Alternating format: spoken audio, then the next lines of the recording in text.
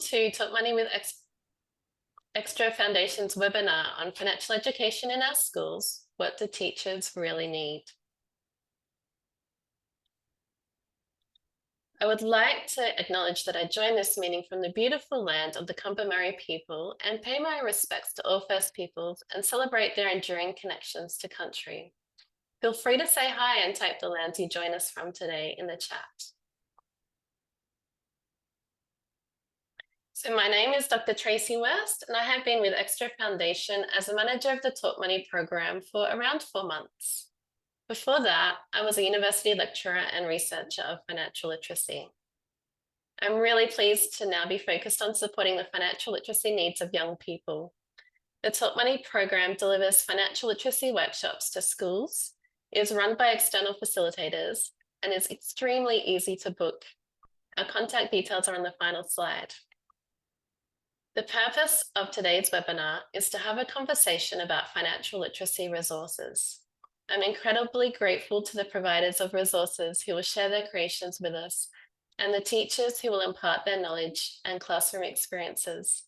The intent of our session is to know more about the existing resources, have a good understanding of elements of resources that are helpful to teachers, and identify gaps. I know we're all accustomed to online meetings, but a gentle reminder to turn your microphones off and type your questions for the presenters in the chat. We will have some time for Q&A.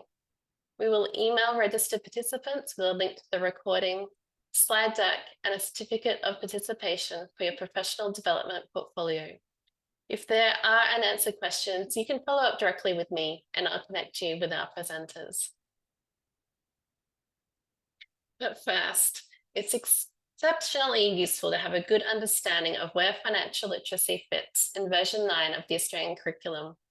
I warmly welcome our 3 curriculum advisors from ACARA: Rochelle Willington, Curriculum Specialist in-house, Rachel Whitney-Smith, Curriculum Specialist in Maths, and Melanie Hughes, Curriculum Specialist in Technologies.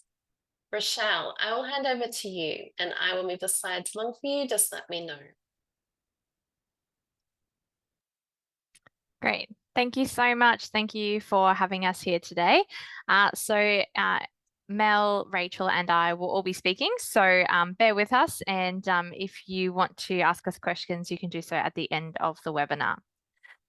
All right, so I just wanted to start today's presentation by thinking about why is financial literacy important and why is it found in the Australian curriculum. So we know that the OECD has recognised the importance of learning with its inclusion of taxes and public spending, external influences, and longer-term planning in its core competencies framework.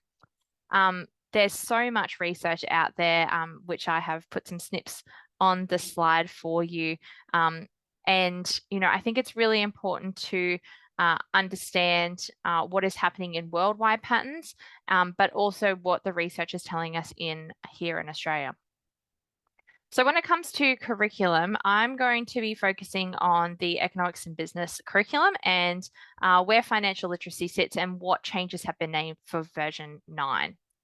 So first of all, there has been an update for the focus of the rationale and the aims of economics and business. There are also now some new key considerations, including use of inquiry questions, making connections between contexts of study, so looking at that local, national, regional, and global context, as well as you can see there that third dot point, which is developing consumer and financial literacy capability. Part of the work that was done for version 9 was using concepts to identify that essential knowledge in economics and business. So the concepts that you see there on the page have been used to help refine the content descriptions and the achievement standards in economics and business. So on the next slide, I have got some examples of this. So you can see, for example, in year 9, we have refined the content description about consumer and financial risks and rewards. So that's been updated. And so that language related to financial literacy has been strengthened. Similarly, in year 10, where we are talking about economic indicators and how they influence economic decision making. here I've put some examples of how consumer and financial literacy is developed from year 7 to 10. These are not exhaustive, but I just wanted to give an idea of where students study consumer and financial literacy in a content description level for economics and business. So in year 7, they're looking at consumer and financial products and services with relation to rights and responsibilities of both individuals and businesses. We have new content in economics and business, which is probably one of the most important updates. So we have new content in year 8, where students look at the importance of Australia's system of taxation, and also in year 10, where we have the importance of Australia's superannuation system. So these are completely new content descriptions that were not previously in version 8.4, and that was a result of working with the Australian Tax Office. Okay, so those are my details, and please feel free to reach out if you have any HASS-related questions, but I'm going to pass over now to Rachel. Thanks, Rochelle, and I do apologise. My neighbour's decided right now to be doing some drilling, so hopefully that doesn't interrupt too much in this presentation. So I'd like to reiterate what Rochelle has shared already, the importance of consumer and financial literacy and the recognition of that in version 9 of the curriculum, but a focus on mathematics and numeracy. So when we were revising the Australian curriculum mathematics, it was one of our key areas of consideration to really think about how mathematics really provides those opportunities to develop student skills and understanding that really need to be applied when we are trying to make those informed decisions when it comes to financial literacy, and also becoming a numerate and informed citizen of society. If we can move to the next slide. So in the previous curriculum, a lot of the context or content that related to consumer and financial literacy was sitting purely in number and really focused on the sort of the quantitative aspects of that. In the revised curriculum, we've provided content descriptions and associated elaborations right across the curriculum, across all the strands, to really strengthen those opportunities for students to see the application of mathematics to financial contexts, but also how mathematics can be used to really make those decisions, those informed decisions when it comes to financial literacy. There's 2 types of content in version 9 of the curriculum. There's the content that's related to knowledge and understanding of each of those various strands, but in particular what we have in this new curriculum is content aimed at the mathematical thinking, reasoning and problem solving processes. And it's this content that we've provided those links to financial contexts wherever relevant, and provided some elaborations to really support teachers to understand how those contexts relate to both the content being explored, but also ways in which they can build those appropriately, age appropriately with students in their classroom. So those mathematical processes that I've mentioned explicitly are probability experiments and simulations, statistical investigation process, the mathematical modelling process, and computational thinking processes. So each of these processes are developed right across the curriculum from foundation all the way through to year 10, but they have those opportunities for students to apply thinking and working mathematically to consumer and financial literacy contexts. Some examples, and these again, like Rochelle mentioned, are not exhaustive lists, but just a couple of examples where we've been quite explicit in the content itself around financial contexts and aspects of financial literacy. In year 3, we're quite explicit about students learning within measurement the relationship between dollars and cents, and really seeing money as a unit of measure of currency. So previous to year 3, in foundation year 1, year 2, students are expected to be working with more whole dollar amounts and cents rather than that relationship. But from year 3 onwards, we're then expecting students to work with money, both in dollars and cents, right throughout the curriculum. And there's some examples here at year 4, year 5, year 6, where we're using financial context as a way of not just applying the mathematics to realistic real-world contexts, but also enhancing students' understanding of the particular mathematical skills by seeing it applied authentically. So in this case, around estimation and rounding. The next slide gives an example of some of the processes that I was talking about previously. So with mathematical modelling, right from year 1 all the way through to year 10, within number, there's contexts explicitly referenced, those financial contexts within the modelling, and then elaborations to support teachers with those. From year 8 through to year 10, there's a shift with that modelling into algebra, and again, being very explicit about those financial contexts in relation to rates, ratios, functions, and so on. And then from year 9 and 10, we have new content in the mathematics curriculum around error and percentage errors. And this particular aspect of content also has some new elaborations that students can explore within financial contexts. I'm just going to touch on really briefly with numeracy as well. So the numeracy general capability that has been revised and now has learning progressions to support teachers right across the curriculum with particular aspects of numeracy, has a sub-element that is called understanding money. Now, in this sub-element, not only is the progression of learning been aligned to the mathematics curriculum, but it's also then provided a support for other learning areas to really align those numeracy demands or numeracy expectations when it comes in relation to understanding money. If we can just move to the next slide, if that's okay. So in the general capability, this particular sub-element, you'll see it presented in a way of levels. And each of those levels, as I said, have particular indicators that describe the behaviours or the demonstrable behaviours that students would be demonstrating when they are at that particular level. And if we can move just to the next slide.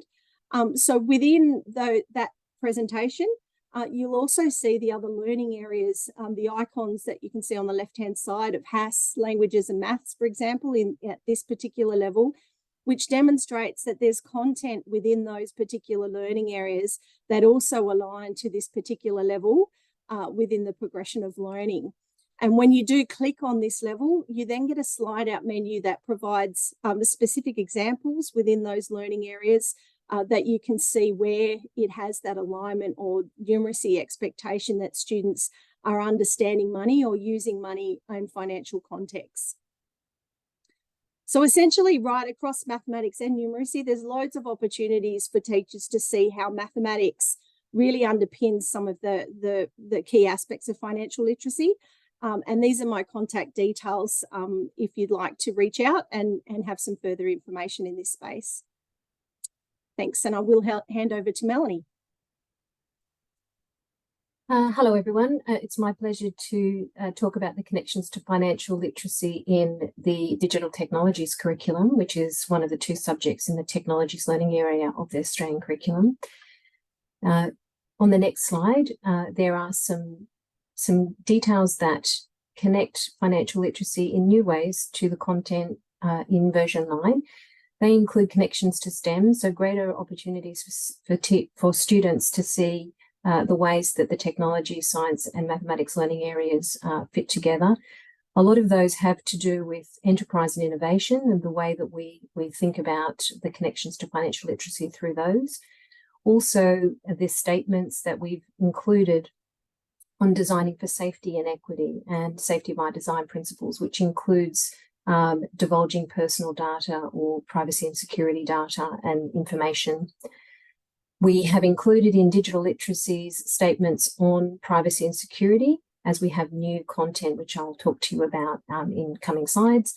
And we also have a general capability of digital literacy, which is explicitly taught and connected to digital technologies, but also applies across the curriculum to all the other learning areas. The technologies curriculum has core concepts which underpin all of the mandatory content. The technologies learning area, the overarching learning area, connects to financial literacy through the notions of creating solutions for preferred futures, the idea of students designing and using systems, obviously data, and project management skills and enterprise and innovation, which is part of designing solutions for preferred futures. In the digital technology subject, there are a set of core concepts that are specific to that curriculum, and the ones that are strongly connected to the financial literacy concepts include using digital systems, all of the three underneath that, which refer to using and representing and interpreting data, and our new one on privacy and security. In the version 9 of the Australian Curriculum Digital Technologies, we have brand new content. We have 11 new content descriptions from Foundation, the first year of schooling, to year 10, that specifically address security and privacy. So using passwords, cybersecurity, multi-factor authentication, notions of phishing, scams, and things to do with financial threats. And also the idea that students begin to understand from the first years of schooling that they have data that is personal and belongs to them, and that increases in sophistication as they work through the content of the upcoming year levels, to be able to consider the risk of sharing data that is their own or that's associated with others, and where they share it and how that contributes to their digital footprint. The digital literacy general capability, which is, as I mentioned, strongly linked to the digital technologies learning area content, has to do with, if we could have the next slide, thank you, is very much connected across the learning areas where that is explicit in terms of using digital tools, moving data around, sharing data, and this idea of privacy and security content. So here's an example from years 7 and 8, where students will learn about using multi-factor authentication to protect an account, which could be a financial account, and how that data could be compromised. And you can see the complementary digital literacy capability reference that talks about sharing and selecting appropriate controls for access and limiting access through different users. So just as a general overview for your sake, the new portions of the version 9 curriculum digital literacy capability that relate specifically to financial literacy are the ones around practicing digital safety and well-being, digital identity, privacy and security, as I mentioned, which is expressed both in the capability and also in the digital technologies curriculum content, and the idea of managing and operating digital tools and in a digital environment, and the way that that impacts on the choices we make, how we move data around, and how we protect it. So those are my contact details. Again, our team can be contacted via any of the 3 people who presented today. And we can give you more information on any particular aspect of the 3 learning areas that we've talked about. But just by way of finishing our presentation today, just to let you know that we have the development of a whole lot of different materials that support students accessing the different learning area content that we've mentioned, and the capabilities that we mentioned through digital literacy. We are also in the process of publishing our curriculum connection, which you can see represented on screen. The curriculum connections are content that is curated to show teachers where they can find connected content right across the 3 dimensions of the curriculum. So the 3 of us in mathematics, technologies, and HAS have been working together to develop our financial literacy curriculum connection, which will be published very soon. And that will show teachers all of the opportunities from the beginning of school to year 10 for where they can combine that content in more meaningful ways right across the curriculum. So if there are any comments or questions, we would certainly welcome those. We would invite Rachel and Rochelle to turn their cameras and microphones on if anyone has any questions in the chat. And the details for our organisation are on the screen there. We have newsletters and we have social media feeds where we release new support materials like the curriculum connections they can be viewed through those social media channels, and they're updated through our newsletters through those links you can see there. Fabulous. Thank you, Melanie. We might save questions to our Q&A time. You might also see questions coming up in the chat that you might want to respond to. But Rochelle, Rachel, and Melanie, that was so helpful to pull out the financial literacy components in house maths and technologies. And I really look forward to seeing those financial literacy connections published. Please let me know when they're out. Thank you.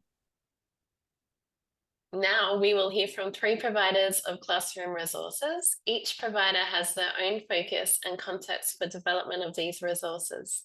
The ATO education team and the ASX stock market game team could not attend the session today, but they did ask if I could share some information on their resources. So I will do that after our 3 speakers.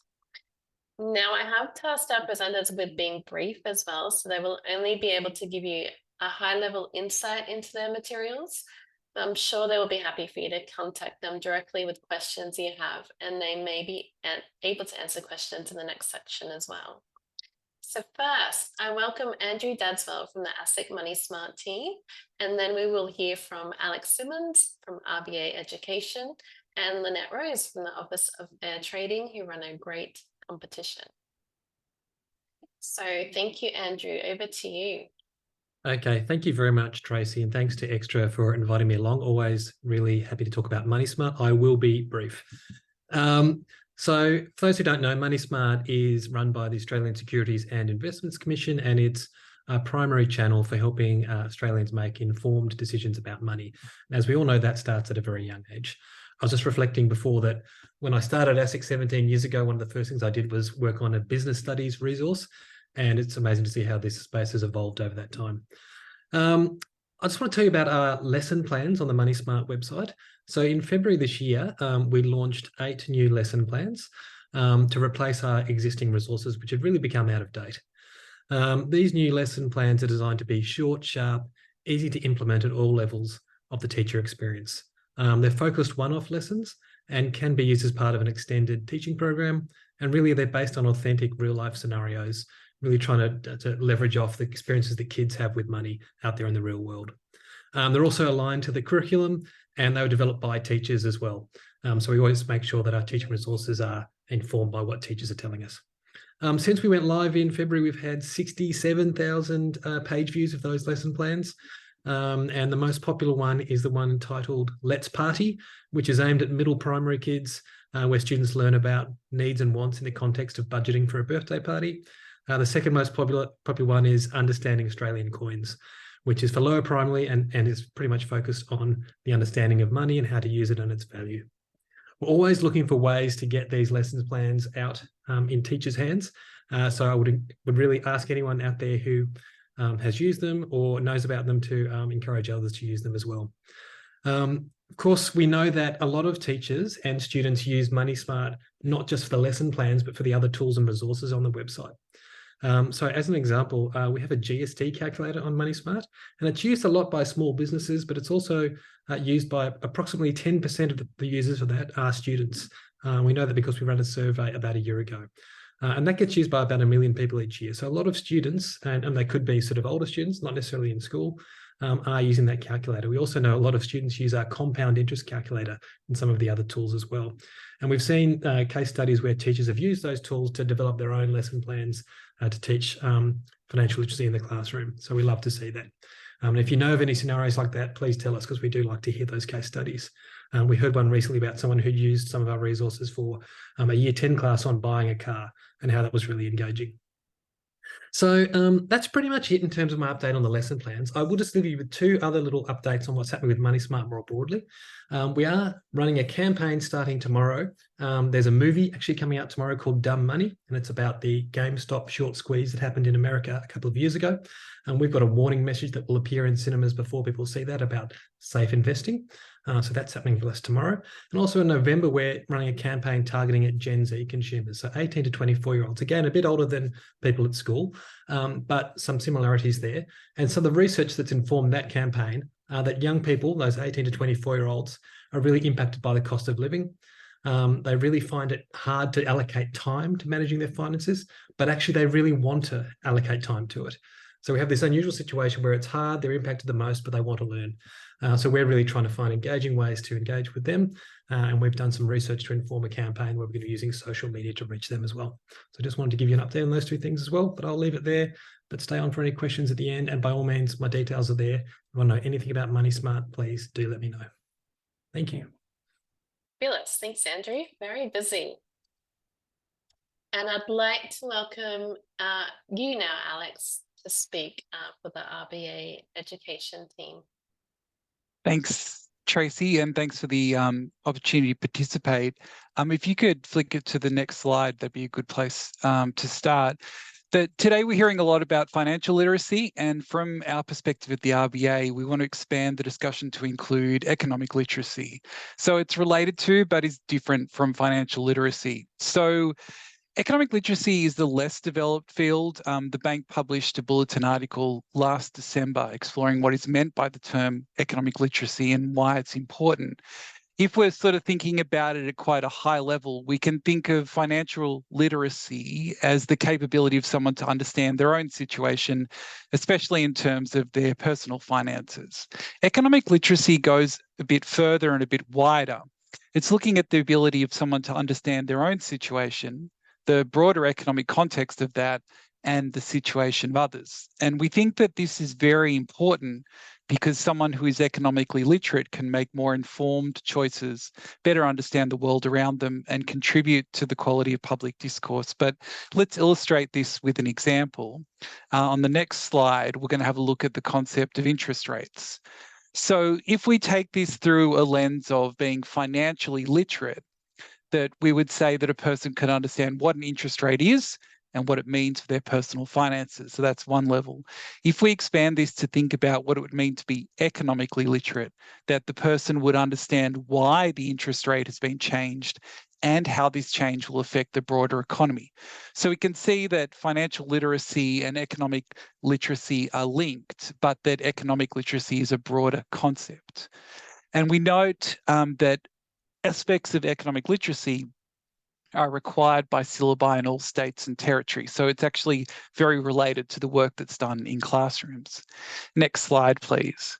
In terms of what the bank offers, that we have a wide range of online resources to help teachers and students with important elements of economic literacy in the context of the kinds of things that you need to teach around financial literacy. So this includes the mechanics of how the bank changes the cash rate and affects interest rates across the economy. So here we're thinking about the implementation of monetary policy, the transmission mechanism, how a change in the cash rate will then flow to other interest rates and the overall economic situation. The way that economic policies are used to address economic events, such as the use of monetary policy during the pandemic, and also the way economic concepts are used to understand domestic and global events, such as how theory like the aggregate demand equation is used by bank economists in their day-to-day work. You can see there some snips of resources in particular that are accessible on the bank's website that could be helpful in terms of looking at those.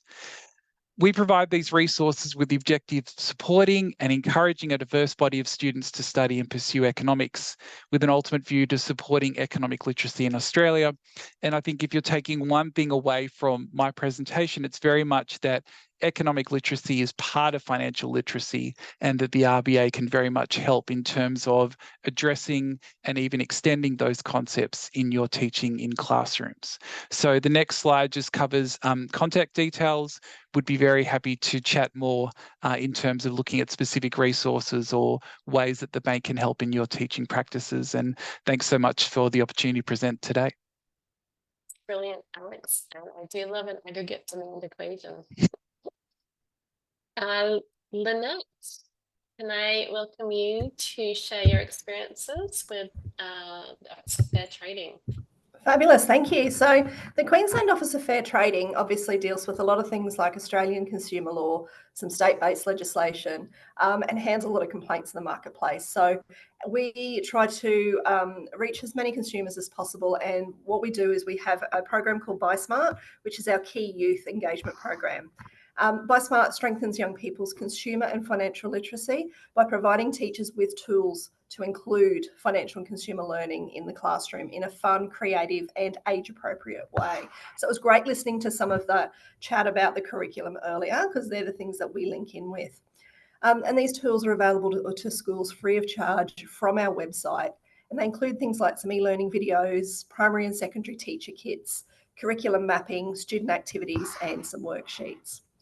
We also provide, and this is a key thing we do, interactive in-class presentations by our staff, so by fair trading officers across Queensland. This year, we've already spoken to over 7,100 students across 67 schools. Best part of this program is that we also run a competition called the Buy Smart competition, which is a multifaceted hands-on learning activity, helping students to learn those lifelong skills. Because for us, it's important people become informed consumers. The competition's actually been running since 2002. It's grown and it's adapted in that 20 odd years since, including becoming mapped to curriculum to ensure that we were able to keep currency and stay in schools where we need to be. So this year we've had over 1,000 students actually enter across 33 schools from years 4 to 12, and they've created entries which often double as assessment pieces or add to portfolios of work, which we found is really important. To enter, students choose a consumer-related topic, such as consumer rights, scams, buying a car, budgeting, and it usually aligns with what they're learning in class. Then they decide what type of audience they feel needs to know about that topic, and they get creative, making something to share that knowledge in a really engaging way. We get all sorts of entries. It's fabulous. So we get websites, PowerPoints, presentations, news stories, so we can see those links in with technology. We get animations, board games, posters, brochures, and rap songs. It's such a diverse group. And each year we're learning about the students, what they're interested in, what they think is important, and also the way they like to engage. So we're at the exciting part of the year now, as Tracy mentioned earlier. We're about to announce this year's winners tomorrow at Queensland Parliament House with our Minister, the Attorney General. They're on hand to hand out prizes. It's a great day and a great good news story for everyone. Now, the prizes don't only recognise the great work of the student winners, but there's also rewards for the schools. So, for example, if an entry wins first place, that student or group of students will win $500, and this school actually wins $2,000. So it gives that extra carrot that they get more to go in and then do more in this particular area. Each year we review the program, make adjustments or additions. So for example, in 2020, we introduced Buy Smart Online, which is a suite of videos on YouTube that teachers or home educators could use in place of our interactive sessions with a fair trading officer. We always knew we'd have to map to the new curriculum, but we also know it's a really good opportunity to just have a general review and refresh. Now, as part of this project, earlier this year, we surveyed teachers about the program and competition. So asking what kind of resources they use, where they look for them, and how they think that teachers would learn and what teachers would like to see to then implement it into their classes. This information has helped affirm some of our observations and also gain some new insights on what's useful for teachers. So we're currently working with some curriculum experts to map our existing resources and identify those gaps, and then look for those other opportunities for new and improved resources. And this week will continue into next year. So I shall leave it at that for now, and we'll see if any questions pop up later. Thanks, Tracy. Thanks so much, Lynette. And I really loved the competition. And when I went a few years ago to watch the finale, I really remember this clay model of a family all holding hands, and they had been negatively affected by a scam in the family. Like there was something real emotional attachment expressed in this clay model. So obviously the art teacher had entered this into the competition, and it's really great to see just the variety of entries. Yeah, such a variety, and that cross-curriculum connection is really great. So we've had, I'll just quickly mention recently, we had a school, a little tiny school, 2-teacher school. They had to make a scratch game and they grabbed Buy Smart and ran with that. So the kids were able to, tick off different areas. It was great. Thanks. So thank you so much, Andrew, Alex, and Lynette, for sharing your journey with us on developing those resources and all the effort that you spend on making these contributions to financial literacy in schools. So now I'll give you an overview of the ASX Schools Share Market Game. They have some really amazing resources to support the online simulated share market. Notably, one of our teacher presenters, Rosette, was heavily involved in writing all the lesson plans with teacher notes and assessment tasks with rubrics and model answers. So they're really well scoped out. They did want us to play a video, and we are running really well to time. So I'm going to, when you receive the slide deck, there's a link here to their website, and there's a link here to the video. So we can just have a little look at this video to explain their program.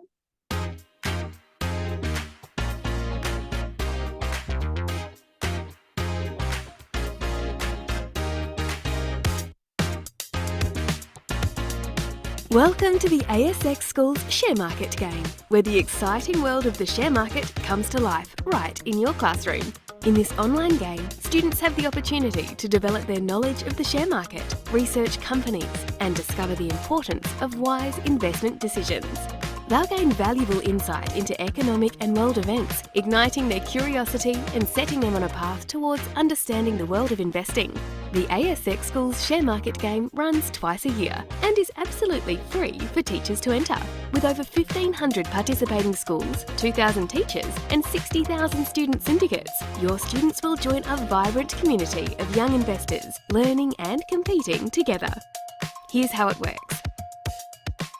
Each student starts with a virtual cash amount of $50,000 and has access to over 300 companies, 60 ETFs, and 5 LICs.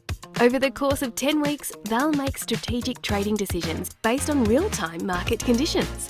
Students can pick stocks and compete against their classmates and other schools, with the chance to win real cash prizes for their syndicates at state and national levels.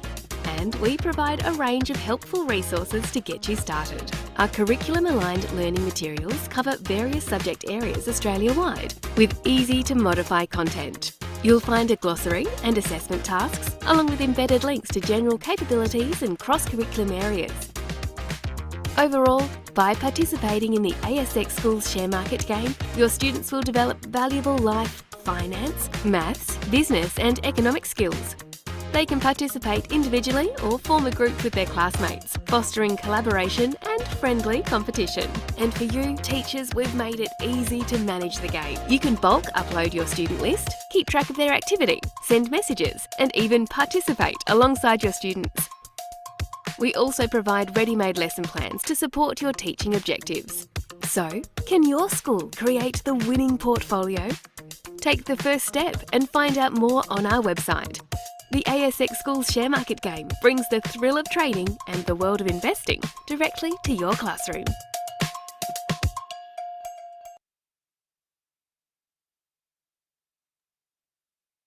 Yes. So all the links and contact details are in that slide if you want to know more and follow them on their socials. And the ATO education team also wanted me to share their resources that they have available. So they've worked with teachers to develop these resources to teach tax and super, both in primary and secondary schools. The primary school resource Paying It Forward focuses on teaching values and actions to help establish strong foundations for learning about tax and super from foundation to year 6. And they have an online accredited course to support that content. And the secondary school resource, Tax, Super and You, is a complete learning management system, and it really is. So it's really easy to set up your class, add your students, and then add lessons to your class and release them at a date and time as you see fit. So it really is a learning management system that you can use. They have over 1,000 resources there across a range of learning areas. I would say concentrating in the house, so business and economics, but they also have some resources for maths and then some for English and HPE and other learning areas as well. The website has a 2-hour work ready course, and with all of their resources, they're in the process of remapping to the version 9 and hope to have that completed by the end of the year. As well as that, they are developing a new accredited online professional development course to support teachers teaching in the new tax and super content. And in the slide deck, I do have some detailed curriculum mapping to economics and business for the ATO, but I'll leave that for you to read through when you get the slide pack. Okay, now we move on to hear from our valued teachers who we know are pulled in every direction. And again, thank you for finding the time to share your classroom experiences with us. To allow some time for questions, I've also asked you to stay on some key messages. And I'm going to welcome Dr. John West, the President of the Maths Association, WA, Sheila Griffin, Numeracy Consultant, also based in WA, Ronnie Berger, Next Generation Project Lead, based in the Northern Territory, and Rosette here, Vice President of the Economics and Business Educators Association, New South Wales. Please, John, I hand it over to you. Thank you, Tracy. From one West to another. I think you're quite right. You're saying teachers are pulled in all sorts of different directions. Teachers certainly need more time. There just aren't enough hours in the day to create engaging and authentic learning experiences for all students in every lesson from scratch, and to provide some students with additional support and others with additional challenge. Having worked in schools across Australia, in fact, next week I'll be at Coober PD Area School, I can tell you that it's almost impossible to create resources that are truly one size fits all. For the last 3 years, I've had the privilege of working as a project officer and maths subject matter expert for the University of Adelaide's Maths in Schools program, which is funded by the Federal Government Department of Education. As part of that, all of the resources are provided free of charge to all teachers in all schools across Australia, all hosted on the mathematics hub, mathshub.edu.au. Everything is licensed under Creative Commons to give teachers the flexibility to use the resources in any way that they see fit. And I think it would be great if we could do something similar with financial literacy education, because many teachers find that signing up to another course or having to navigate another learning management system is just one step too far, because they just don't have the time. We've been very fortunate, or we are very fortunate, to have so many organisations that recognise the critical importance of financial literacy. You know, and Money Smart and the share market game are things that we've drawn on heavily in developing some of these resources for teachers. I think that not-for-profit organisations such as Ecstra and the mathematical associations in each state will have a crucial role to play in sharing this expertise and these resources with teachers, who ultimately are the ones who understand and make the instructional choices, because they need to find resources that best suit their teaching context and their students' learning needs. Teachers really don't want more worksheets. They need more of those authentic learning experiences, like the case studies, the stories, and the vignettes that we've been talking about, that they can relate to. Also, with the support of the universities involved in teacher education, I think that we can ensure that beginning teachers can go into the classroom prepared to teach financial literacy concepts.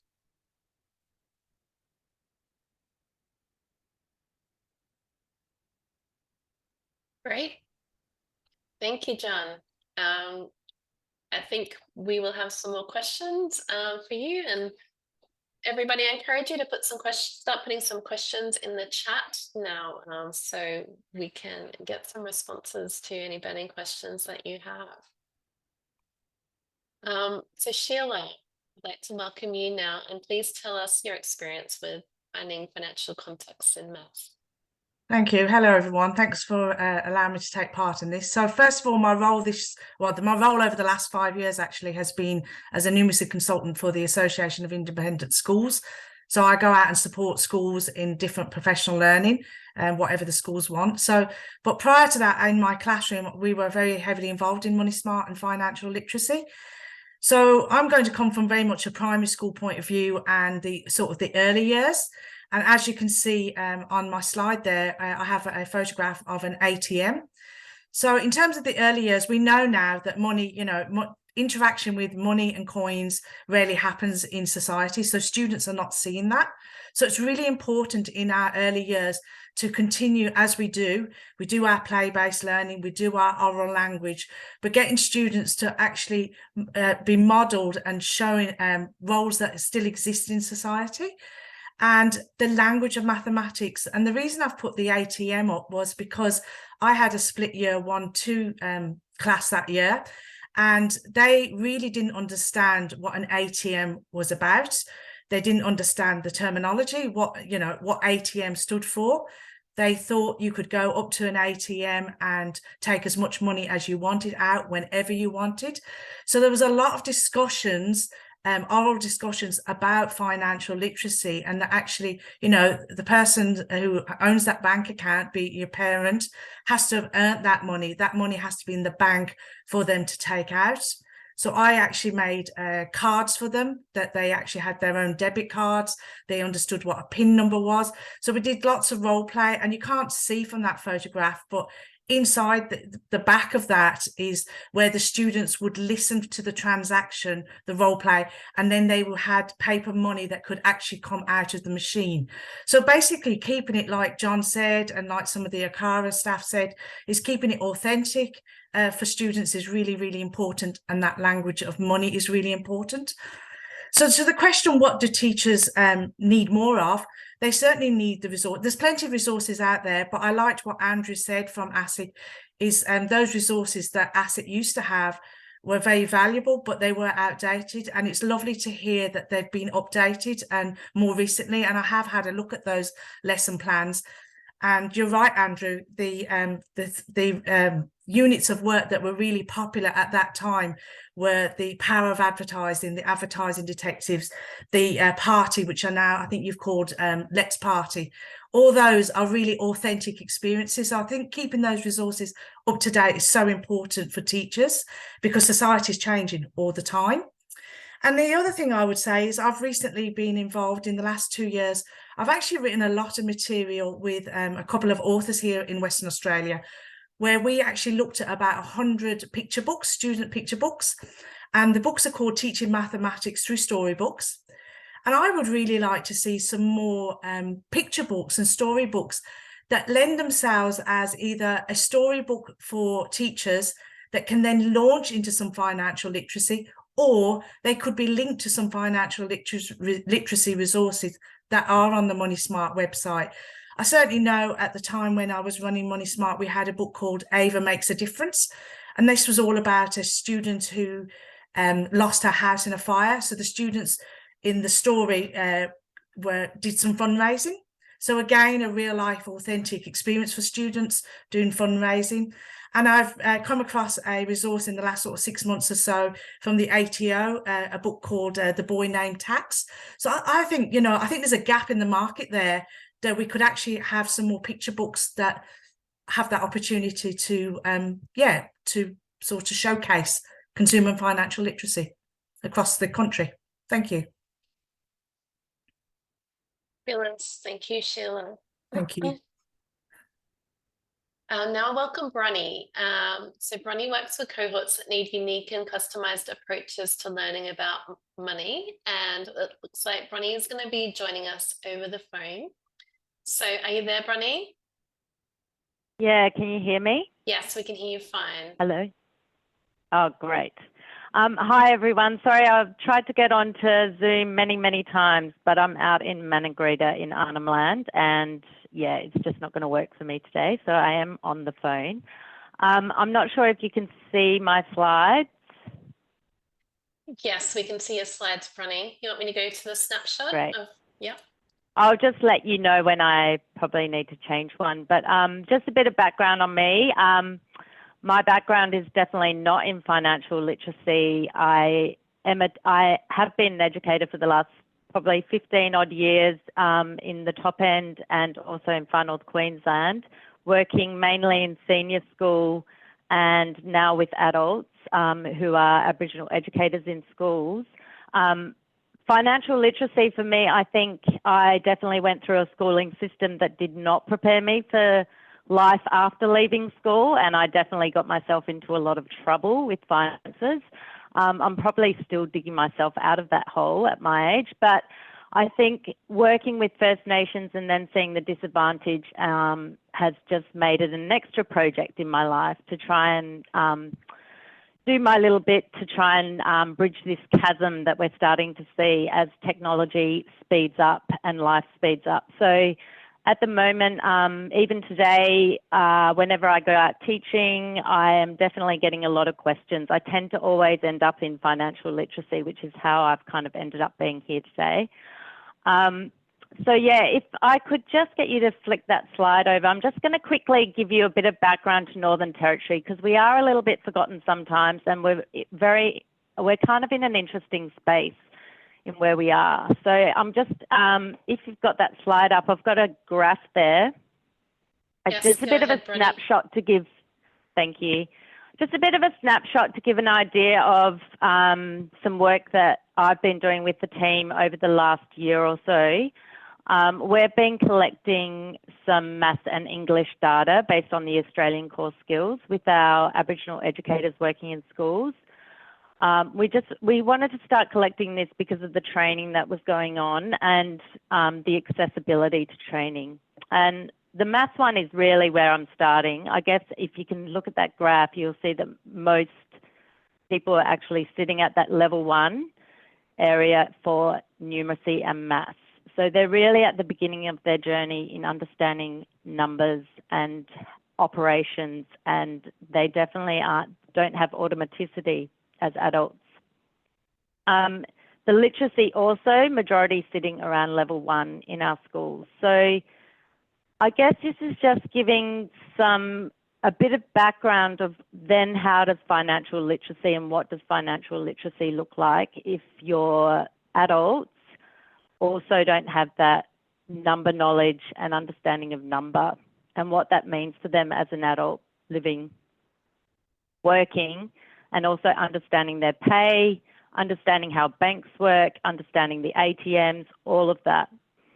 I haven't got senior student data at the moment because I'm mainly working with adults, but it would probably be similar in a lot of cases with senior students, and I'm looking forward to doing some of that work in the next year or so. So if you go to the next slide, how I kind of ended up falling into a bit more financial literacy was starting to understand some of the banks that people bank with up here and the lack of understanding that they had. So as you know, bank branches are becoming less and less common, very much so in Darwin and the Northern Territory. We do not, all my banking has to be done online. I do not have a branch. That's very common for no branches, obviously for remote people. ATMs in Darwin included now are all run by private companies pretty much. There's hardly any bank ATMs even left in Darwin. There's a few, but not many, which means that people are getting charged again for withdrawing money every time they use an ATM. In remote locations, they're definitely all run by private companies. Mostly they charge $2.80 for $3 for a withdrawal. It's not uncommon for people to check their bank balances every single day because they don't have that access to online banking or understand online banking. And it's not uncommon for people not to have money in their bank. I actually this week collected a rubbish bin next to an ATM, and I collected 137 ATM receipts. 61 were balance inquiries and 19 declined transactions. So I've just put a little snip. I tried to take the bank out of it, but a little snip of some fees that people are getting charged. And straight away you can see that some people are probably losing $10, $20 a day from their Centrelink or their hard-earned money just by not understanding how ATMs work and their bank fees. And I guess this is very common for me to come up, adults to ask me a lot of questions once they know I want to have a chat to them about it.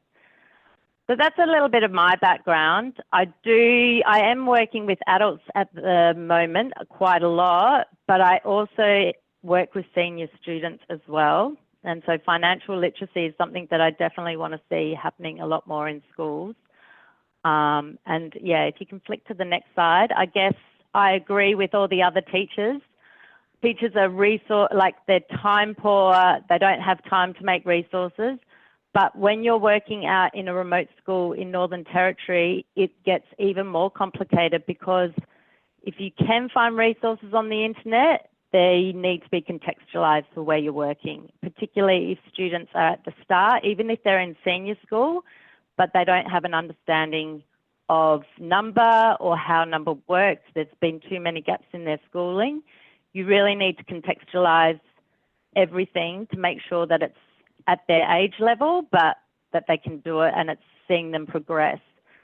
So my background, I guess, over working in remote schools, I actually created the economy classroom. I believe that financial literacy cannot be a 4-week program that you do quickly at some point in your maths class, that it needs to be running through your classroom all year. And I've stumbled across the economy classrooms, which is quite a big kind of game, I guess, that a lot of teachers I know use in America.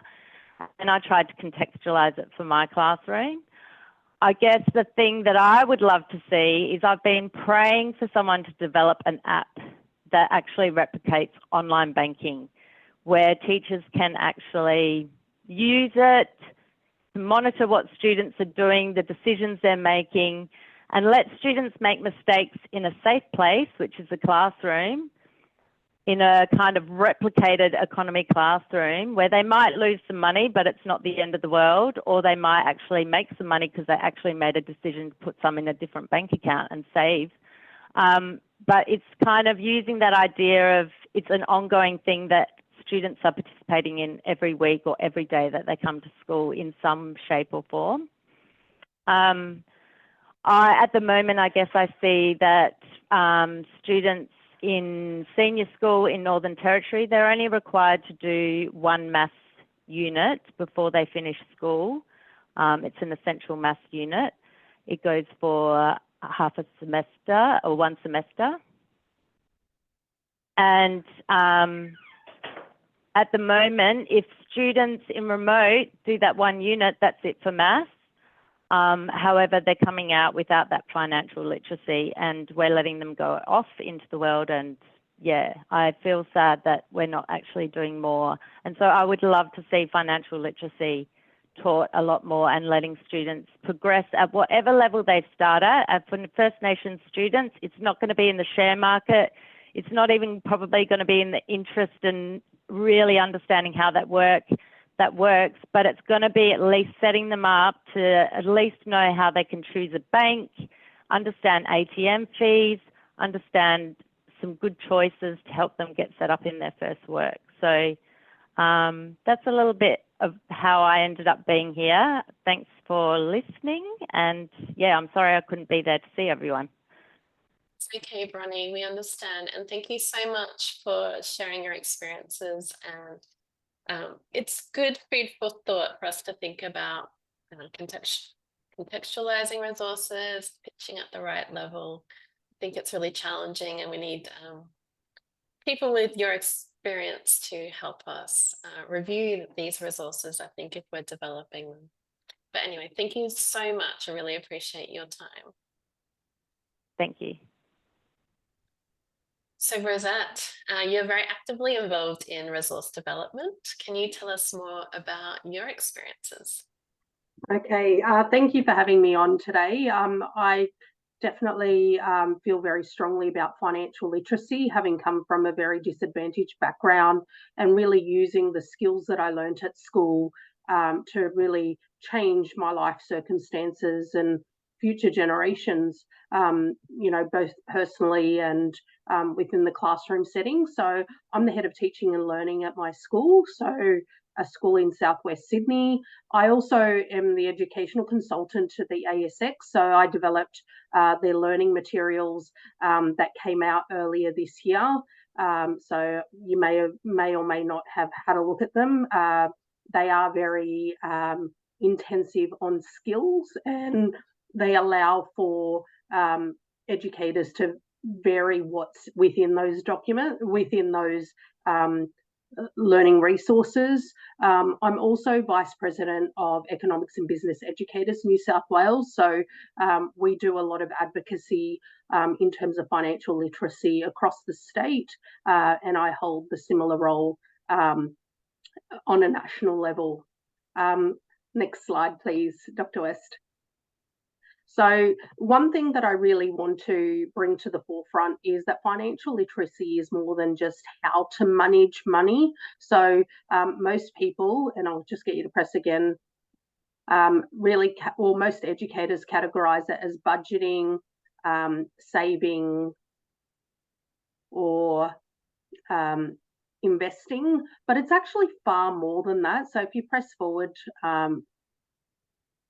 it's actually a whole heap of things. It's really dependent on who your student is, what their interest is, where do you live, what's their background. So just like we heard from Bronnie just now, like if you're in a remote area, you're not really thinking about share investing, but you are thinking about, you know, not spending too much on ATM fees. So really what I really want to get across is financial literacy should really be quite contextual to your students. So I'll get you to press forward. So context is definitely very, very important.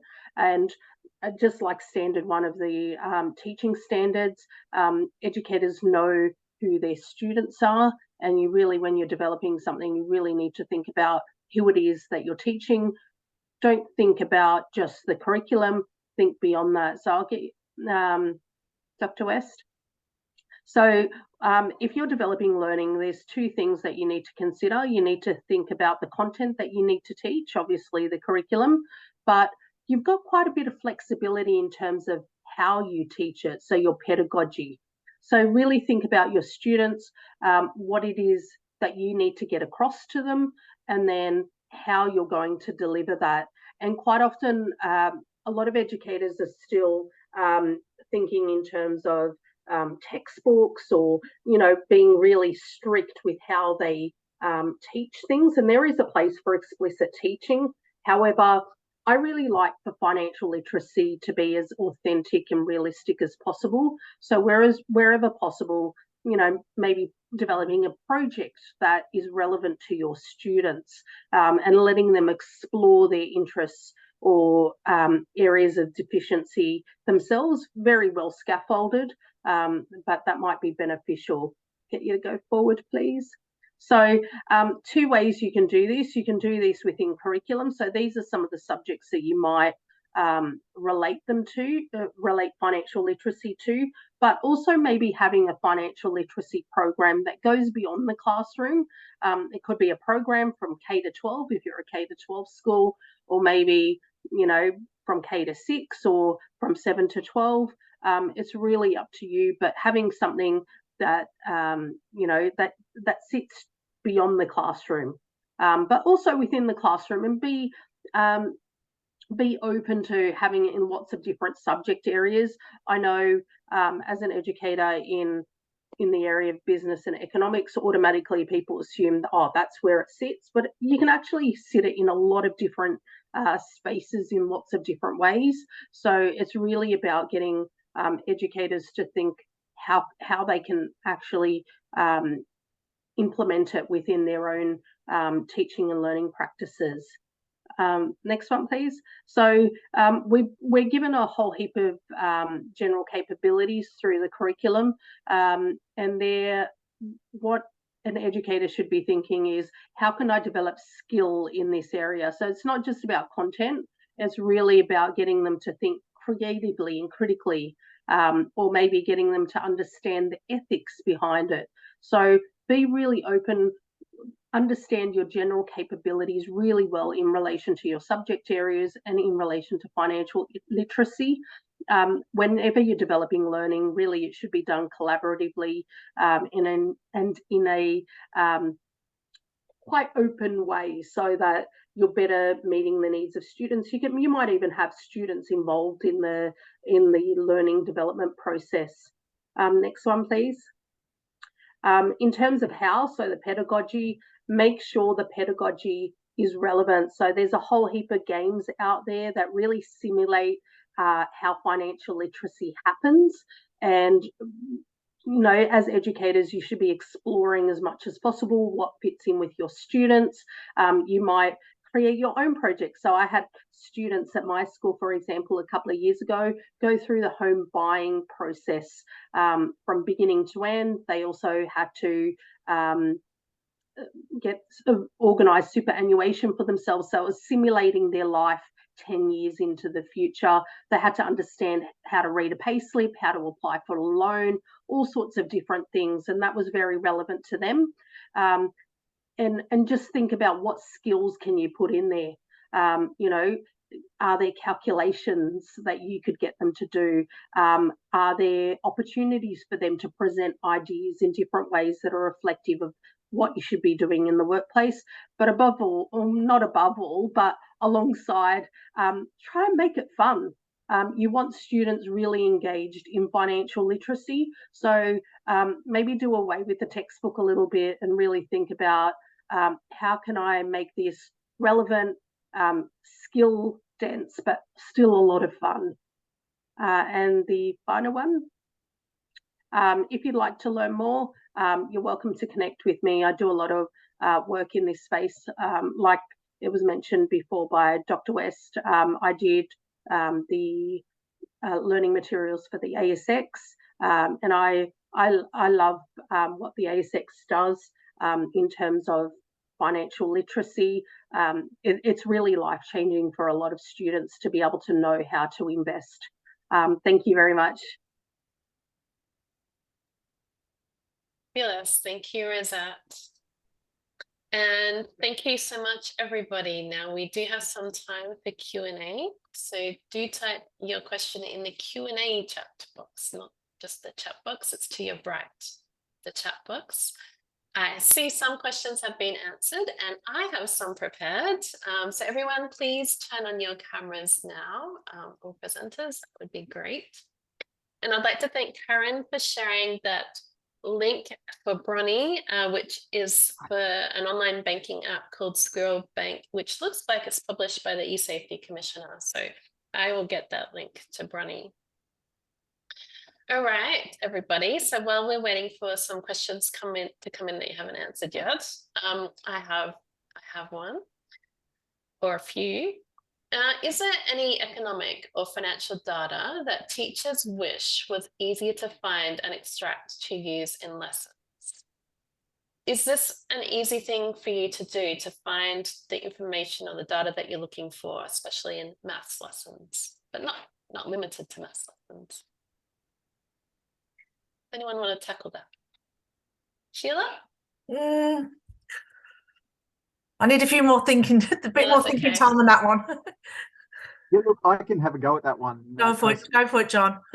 Look, I know that the Maths in Schools team has actually done a little bit on that with the statistics section and sort of pointed teachers in the direction of a couple of places which are great for downloading data. The Bureau of Meteorology site and the Australian Bureau of Statistics in particular are great places to go to grab data sets.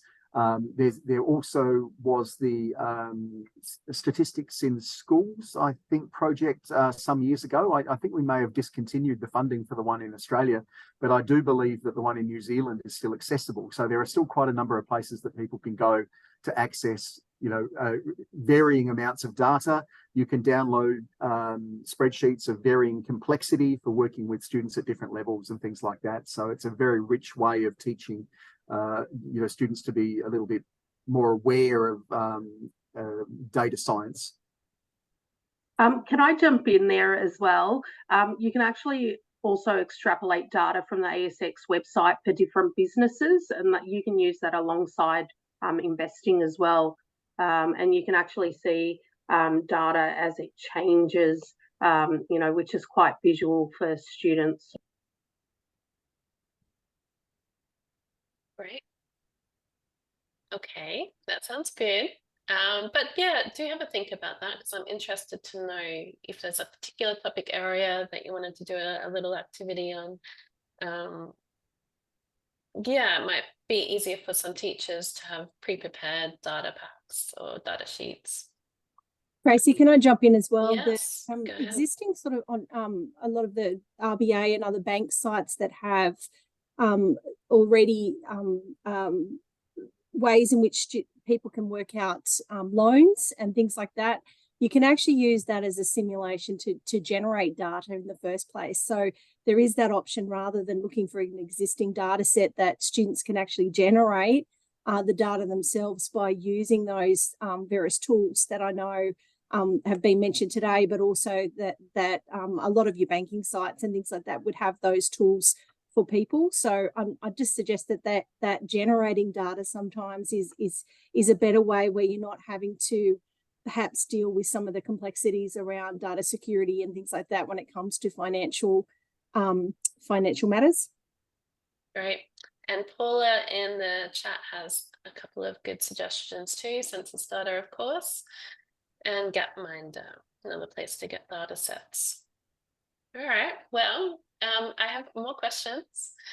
How detailed do resources need to be for them to be useful to teachers, and what are the essential elements? So we have heard from you all today that we need more case studies, stories, vignettes, real life authentic experiences.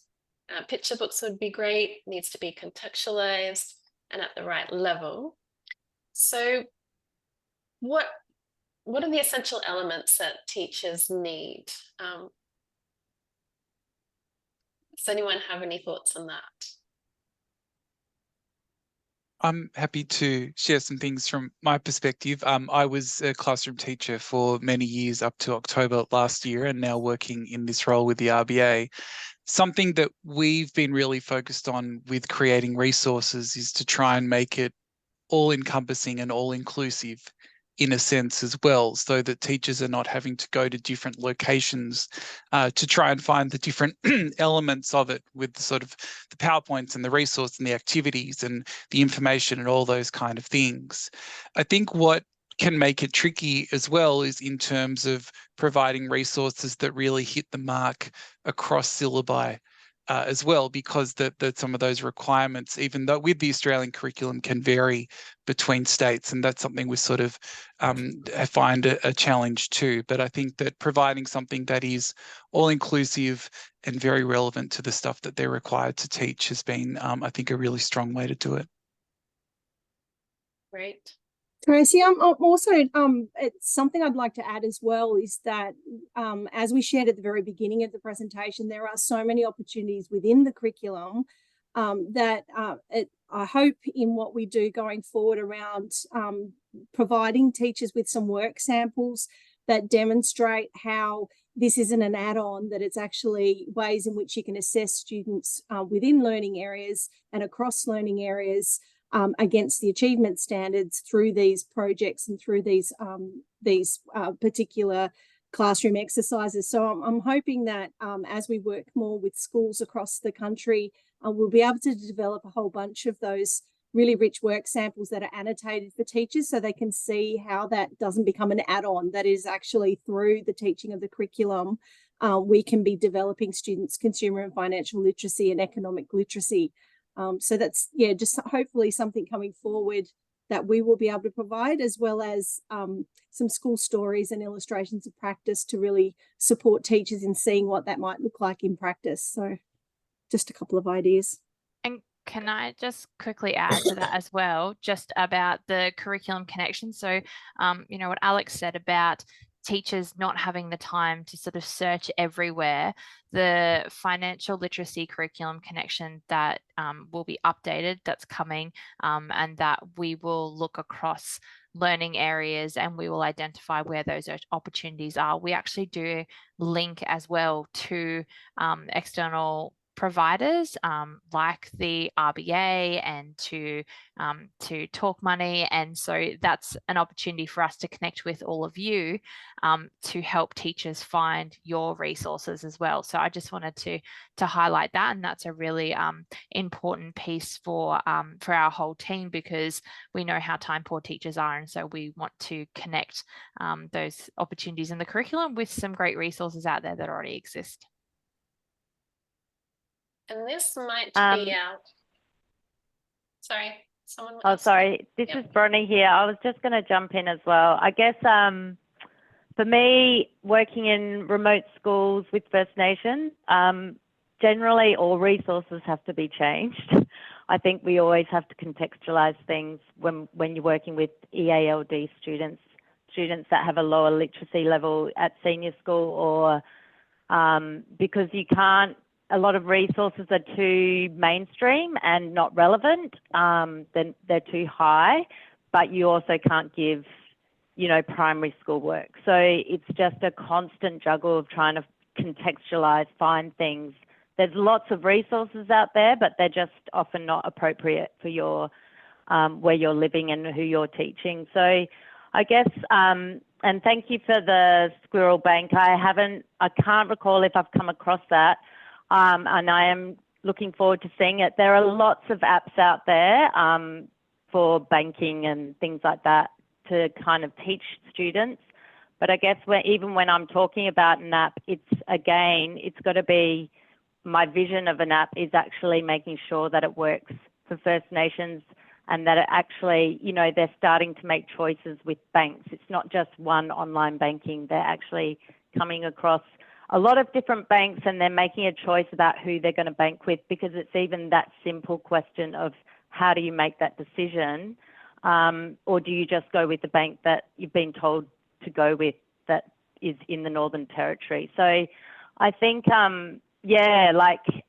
for me, working with First Nations, there aren't enough resources actually. There's more and more coming, but it is a real challenge when students don't have that English literacy. You might need to put in diagrams. You might need to change everything to make sure that, you can teach it successfully and that students can progress. Thank you. Thanks so much, Bronnie. So, as I knew it would be, we don't have any time to go. We've run out of time. So I'll bring the webinar to a close, but it has been great to see such an excellent interest in this topic. And I do feel there's a really strong community of like-minded individuals who want to equip young people with the skills to navigate financial decision-making. So let's find more opportunities to connect and continue the conversation in 2024. Feel free to drop in the chat whether this is of interest to you and potential topic ideas before you log off. So soon you'll receive an email with links to the recording, the slide deck, and a certificate of participation. I'd really like to thank all of our presenters today for your time and generosity and all the ideas, and those participants as well watching and all the ideas posted in the chat. So before we go, you can subscribe to the Talk Money newsletter and keep up to date with news and events, and connect on socials or email me directly. Thank you so much. I hope you have a wonderful evening. Thanks, everybody. Thank you. Thank you. Thanks. Thank you. Thank you.